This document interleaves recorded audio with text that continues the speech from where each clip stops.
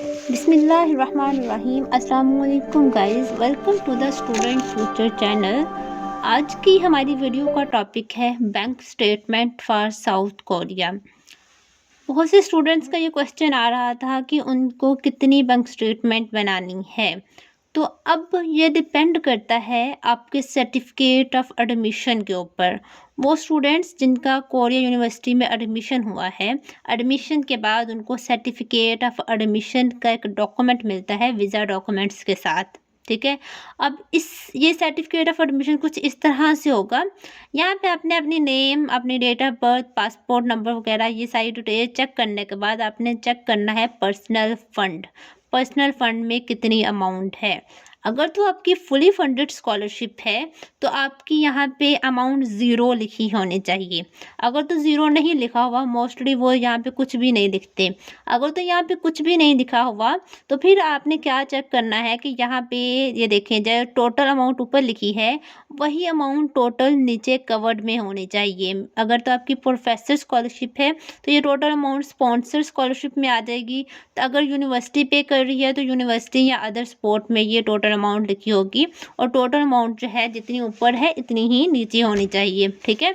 लेकिन अगर इसमें कोई कमी बेशी हो तो आप अपने प्रोफेसर से कांटेक्ट करके उसको सही करवा लें। अब इस केस में जब आपकी फुली फंडेड स्कॉलरशिप है और आपके पर्सनल फंड में ज़ीरो या कुछ भी नहीं लिखा हुआ, तो आपने क्या करना है, आपकी जो बैंक स्टेटमेंट होगी वो सिर्फ आपके एयर टिकट चार्जेस को कवर करेगी। फॉर एग्ज़ाम्पल अभी जो लेट्स सपोज टिकट के जो रेट्स हैं वो 2 लाख PKR है।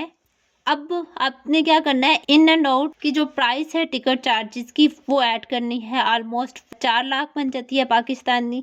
तो आपने 4 से 5 लाख PKR की पाकिस्तानी करेंसी की बैंक स्टेटमेंट बनवानी है।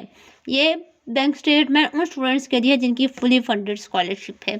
अब क्योंकि आपकी स्कॉलरशिप आपके एयर टिकट चार्जेस कवर नहीं करती साउथ कोरिया में, तो इसकी आपको बैंक स्टेटमेंट बनानी है और शो करनी है, ये मस्ट है। अब उन स्टूडेंट्स की बात कर लेते हैं जिनकी पार्शियली फंडेड स्कॉलरशिप होती है या 70-80% स्कॉलरशिप होती है, बाकी के जो चार्जेस हैं उनको खुद कवर करने होते हैं। उस केस में आपके पर्सनल फंड में अमाउंट लिखी होती है कि इतनी अमाउंट आपको खुद से बियर करनी है।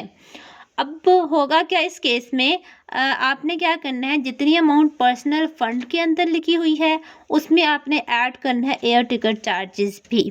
ठीक है। 4 से 5 लाख आपने एयर टिकट चार्जेस ऐड करने हैं और बाकी जो पर्सनल फंड में अमाउंट लिखी है वो ये टोटल आपने ऐड करनी है अपनी बैंक स्टेटमेंट बनवाने के लिए। फॉर एग्ज़ाम्पल अगर आपके पर्सनल फंड में लिखा है $1000, तो $1000 और आपके जो एयर टिकट चार्जेस हैं वो काउंट करके आपने इसकी टोटल अमाउंट जो है वो अपनी बैंक स्टेटमेंट के लिए बनवानी है। तो आई होप सो कि आपके जो बैंक स्टेटमेंट से रिलेटेड क्वेश्चन है वो क्लियर हो चुका होगा। अगर तो आपकी कोई भी फर्दर क्यूरी है स्टूडेंट वीज़ा से रिलेटेड या बैंक स्टेटमेंट से रिलेटेड, आप कमेंट सेक्शन में कमेंट ड्रॉप कर दें, आई विल रिप्लाई यू। अभी के लिए बेस्ट ऑफ लक। अल्लाह हाफिज़।